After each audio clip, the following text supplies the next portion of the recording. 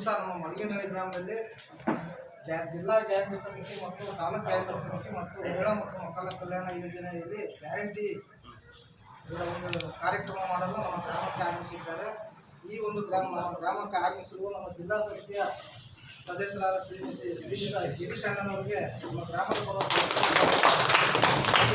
ನಮ್ಮ ನ್ಯಾಮತಿ ತಾಲೂಕು ಕ್ಯಾಬಿನೆಟ್ ಸಮಿತಿ ಅಧ್ಯಕ್ಷರಾದ ಶಿವರಾಮ್ ನಾಯ್ಕರು ಸಹ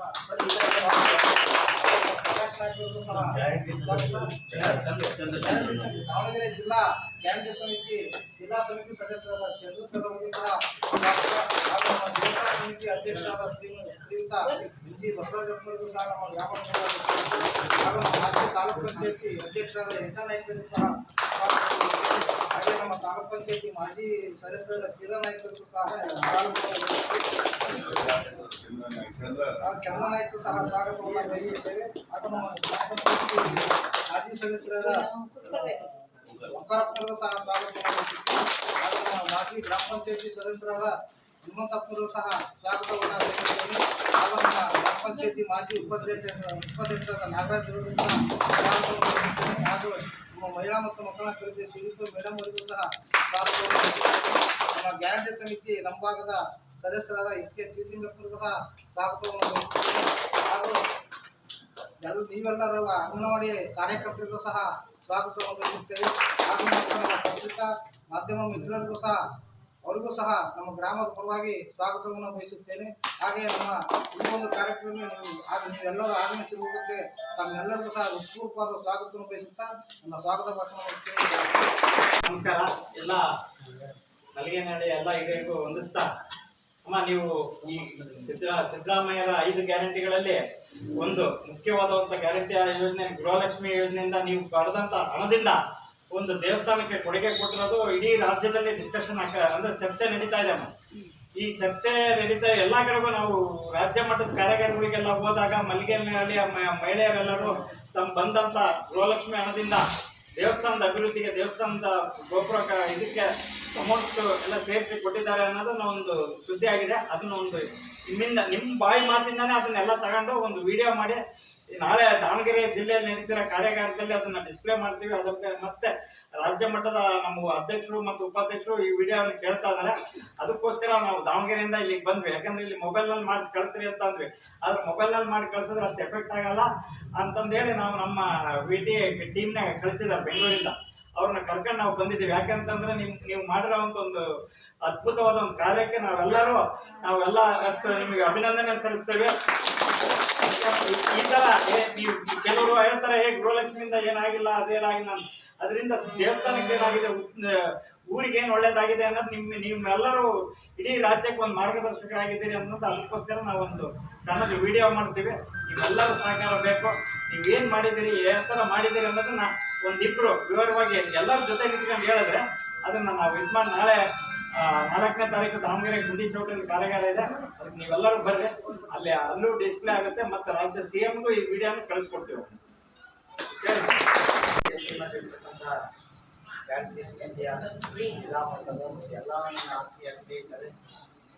ಈಗ ಗೃಹಲಕ್ಷ್ಮಿ ಹಣದಿಂದ ಏನಾಯ್ತು, ಏನು ಉಪಯೋಗ ಆಗ್ತದೆ ಅನ್ನೋ ಬಗ್ಗೆ ಅವರು ಒಂದು ವಿಡಿಯೋ ಮಾಡಿ ಅದು ಮೇಲ್ಮಟ್ಟಕ್ಕೆ ಕಳ್ಸೋಕ್ಕೆ ನಮ್ಮೂರಿಗೆ ಆಗಮಿಸಿರ್ತಕ್ಕಂಥ ಎಲ್ಲರಿಗೂ ವಂದನೆ ಸಲ್ಲಿಸುತ್ತಾ, ನಾವು ಈ ದೇವಸ್ಥಾನ ಕಟ್ಬೇಕಾದ್ರೆ ಕಟ್ಟಿದ್ವಿ ಸರ್. ಎಲ್ಲರೂ ಕಟ್ಟಿ ಆದಮೇಲೆ ಕೊನೆಗೆ ಬಣ್ಣಕ್ಕೆ ಕೂತಿದ್ದಲ್ಲ, ಅವಾಗ ನಾವು ಇಲ್ಲಿ ಕೂತ್ಕೊಂಡು ಎಲ್ಲರೂ ಚರ್ಚೆ ಎಲ್ಲರೂ ನಮ್ಮ ಸಂಸ್ಥೆಲ್ಲ ಚರ್ಚೆ ಮಾಡಿದಾಗ ಈಗ ಗೃಹಲಕ್ಷ್ಮಿ ಹಣಕ್ಕೆ ಹೆಣ್ಮಕ್ಳಿಗೆ ಎಲ್ಲ ಗಂಡ್ಮಕ್ಳ ಹತ್ರ ಎಲ್ಲ ವಸೂಲಿ ಮಾಡಬೇಕು.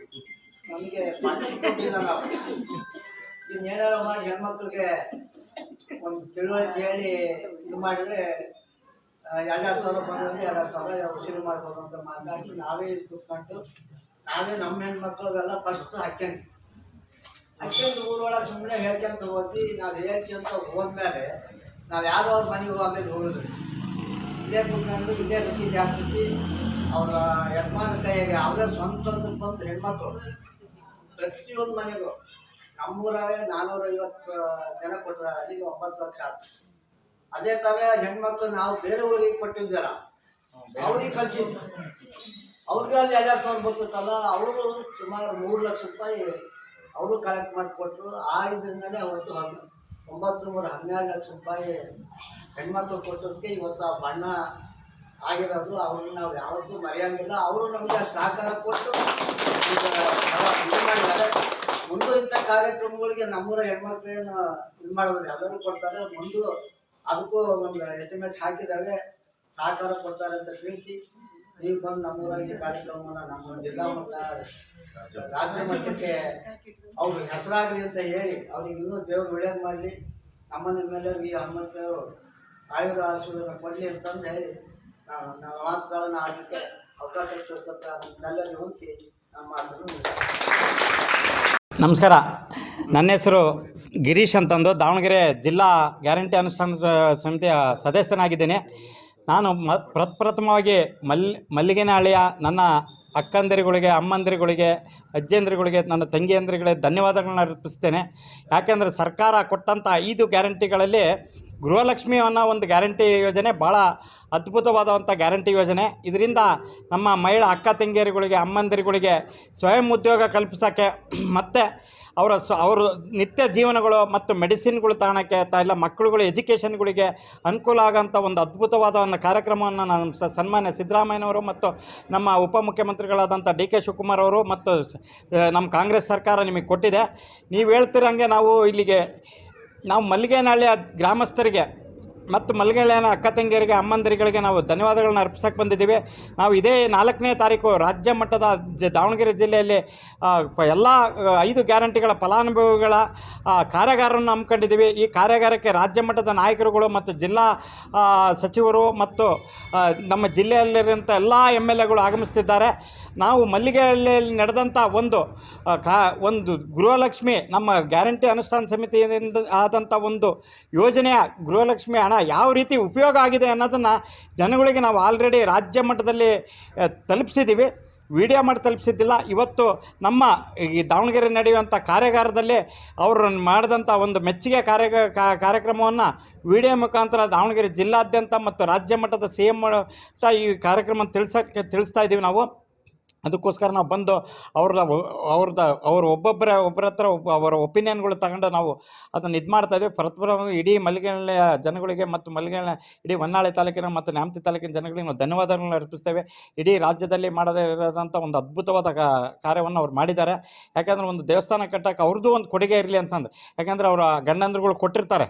ಆದರೆ ನಮ್ಮದು ಒಂದು ಸೇವೆ ಅನ್ನೋದು, ದೇವಸ್ಥಾನಕ್ಕೆ ಒಂದು ಸೇವೆ ಇರಲಿ ಅನ್ನೋ ಒಂದು ಮನೋಭಾವದಿಂದ ಎಲ್ಲರೂ ಒಕ್ಕೂರಲಿಂದ, ಯಾಕೆಂದರೆ ಒಮ್ಮತ ಬರೋದು ಕಷ್ಟ, ಆ ಒಮ್ಮತದಿಂದ ಬಂದು ಅವರು ಕೊಟ್ಟಿರೋದಕ್ಕೆ ನಾವೆಲ್ಲರೂ ಜಿಲ್ಲಾ ಗ್ಯಾರಂಟಿ ಅನುಷ್ಠಾನ ಸಮಿತಿ ಮತ್ತು ರಾಜ್ಯ ಗ್ಯಾರಂಟಿ ಅನುಷ್ಠಾನ ಸಮಿತಿ ಮತ್ತು ಎಲ್ಲ ನಮ್ಮ ಜಿಲ್ಲಾ ಸಚಿವರು ಮತ್ತು ರಾಜ್ಯ ಎಲ್ಲ ಸಚಿವರ ಪರವಾಗಿ ಮತ್ತು ಮುಖ್ಯಮಂತ್ರಿಗಳು ಮತ್ತು ಉಪಮುಖ್ಯಮಂತ್ರಿಗಳ ಪರವಾಗಿ ಧನ್ಯವಾದಗಳನ್ನ ಅರ್ಪಿಸ್ತಾ ಇದ್ದೀವಿ. ನಾವು ವಿರೋಧ ಪಕ್ಷದವರು ನಾವು ಫಸ್ಟ್ ಪಂಚ ಗ್ಯಾರಂಟಿಗಳನ್ನು ಅನುಷ್ಠಾನ ಮಾಡಿದ್ವಿ. ಇನ್ನೂ ರಾಜ್ಯ ಸರ್ಕಾರ ಇನ್ನೂ ನಾವು ರಚನೆ ಆಗಿದ್ದಿಲ್ಲ. ಸಚಿವ ಆಗಲೇ ನೀವು ಪಂಚ ಗ್ಯಾರಂಟಿಗಳು ಕೊಡಬೇಕು ಅಂತಂದು ಒತ್ತಾಯ ಮಾಡಿದಂಥ ಜನ ಅವರೇ.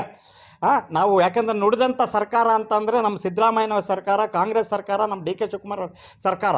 ಈ ನಡೆದ ನಾವು ಏನು ಹಸಿದವರಿಗೆ ಅನ್ನ ಕೊಡಬೇಕು ಅನ್ನೋ ಒಂದೇ ಕಾರಣಕ್ಕೆ ಇದರಿಂದ 2013 ಪ್ರಥಮವಾಗಿ ಅವರು ಮುಖ್ಯಮಂತ್ರಿಯಾಗಿ ಪ್ರಮಾಣ ವಚನ ಸ್ವೀಕರಿಸ್ತಿದ್ದಂಗೆ ಅವರು ಫಸ್ಟ್ ಅನ್ನಭಾಗ್ಯ ಅಂತ ಒಂದು ಅದ್ಭುತವಾದ ಒಂದು ಕಾರ್ಯಕ್ರಮ ಅಂತಂದರೆ, ಯಾಕೆ ಅಂತಂದರೆ ಇಂದಿನ ದಿನಗಳಲ್ಲಿ ಹಳ್ಳಿಗಳಲ್ಲಾಗಲಿ ಕಡುಬಡವರ ಅನ್ನ ಉಣ್ಣಬೇಕು ಅಂತಂದರೆ ಹಬ್ಬ ಹರಿದಿನಗಳಲ್ಲಿ ಅದು ಶ್ರೀಮಂತರ ಮನೆಯಲ್ಲಿ.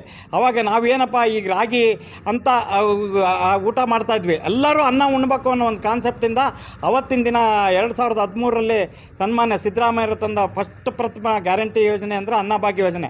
ಅದಾದ ನಂತರ ಮಹಿಳೆಯರು ತಮ್ಮ ಅವರ ಸ್ವಯಂ ಉದ್ಯೋಗ ಕಲ್ಪಿಸೋಕ್ಕೆ ಮತ್ತು ಅವರು ಯಾರು ಗಂಡಂತರ ಹತ್ರ ಕೈ ಚಾಚಬಾರ್ದು ಅನ್ನೋ ಒಂದು ಕಾರಣದಿಂದ ಅವರು ಯಾವುದು ಗೃಹಲಕ್ಷ್ಮಿ ಅನ್ನೋ ಒಂದು ಯೋಜನೆ ಅಂತಂದರು. ಅದರಿಂದ ಮತ್ತು ಮಹಿಳೆಯರಿಗೆ ಇನ್ನೊಂದು ಅನುಕೂಲ ಆಗೋಂಥದ್ದು, ಯಾಕೆಂದರೆ ಯಾವುದೇ ಒಂದು ಟೂರ್ ಹೋಗ್ಬೇಕು, ಯಾವುದೇ ದೇವಸ್ಥಾನಕ್ಕೆ ಹೋಗ್ಬೇಕು, ತವ್ರ ಮನೆಗೆ ಹೋಗ್ಬೇಕು, ಮಗಳ ಮನೆಗೆ ಹೋಗ್ಬೇಕು, ಮಗನ ಮನೆಗೆ ಹೋಗ್ಬೇಕು ಅಂದರೆ ಗಂಡಂದ್ರ ಹತ್ರ ಕೇಳಬಾರ್ದು, ಅವರು ಸ್ವಂತವಾಗಿ ಒಂದು ನಿರ್ಣಯ ತಗೊಂಡು ಅವ್ರು ಹೋಗಲಿ ಅನ್ನೋ ಒಂದು ಕೇಳಕ್ಕೆ ಶಕ್ತಿ ಯೋಜನೆ ಅಂತ ಒಂದು ಅದ್ಭುತವಾದ ಒಂದು ಕಾರ್ಯಕ್ರಮ ತಂದು. ಅದರ ನಂತರ ಯುವ ನಿಧಿ ಮಕ್ಕಳಿಗೋಸ್ಕರ, ಅವರ ಮಕ್ಕಳು ಕಾಂಪಿಟೇಟಿವ್ ಎಕ್ಸಾಮ್, ನನ್ನದೇ ಒಂದು ಎಕ್ಸಾಂಪಲ್ ಹೇಳ್ತೀನಿ. ನಮ್ಮಪ್ಪ ಮೆಡಿಕಲ್ ಆಫೀಸರ್ ಇದ್ದರೂ ಸಮೇತ ಒಂದು ಕಾಂಪಿಟೇಷನ್ ಎಕ್ಸಾಮಿಗೆ ಫೀಸ್ ಕಟ್ಟಕ್ಕೆ ತಡಪಡಿಸ್ತಾ ಇದ್ವಿ. ಈಗಿನ ಯುವ ನಿಧಿ ಒಂದು ಇದರಿಂದ ಏನಾಗಿದೆ ಅಂತಂದರೆ ವಿದ್ಯಾರ್ಥಿಗಳು ತಮ್ಮ ಮುಂದಿನ ವಿದ್ಯಾಭ್ಯಾಸಕ್ಕಾಗಲಿ ಮುಂದಿನ ಕೆಲಸಕ್ಕೆ ಹೋಗೋಕ್ಕಾಗಲಿ, ಕಾಂಪಿಟೇಟಿವ್ ಎಕ್ಸಾಮಿಗೆ ಬರೆಯೋಕ್ಕಾಗಲಿ ಈ 3,000 ಡಿಗ್ರಿ ಇವರಿಗೆ ಡಿಪ್ಲೊಮಾದವ್ರಿಗೆ 1,500 ಕೊಡ್ತಾ ಇರೋದು ಅವ್ರು ಕಾಂಪಿಟೇಟಿವ್ ಎಕ್ಸಾಮ್ ಅವಕ್ಕೆಲ್ಲ ಅನುಕೂಲ ಆಗಲಿ ಅಂತ ನಾನು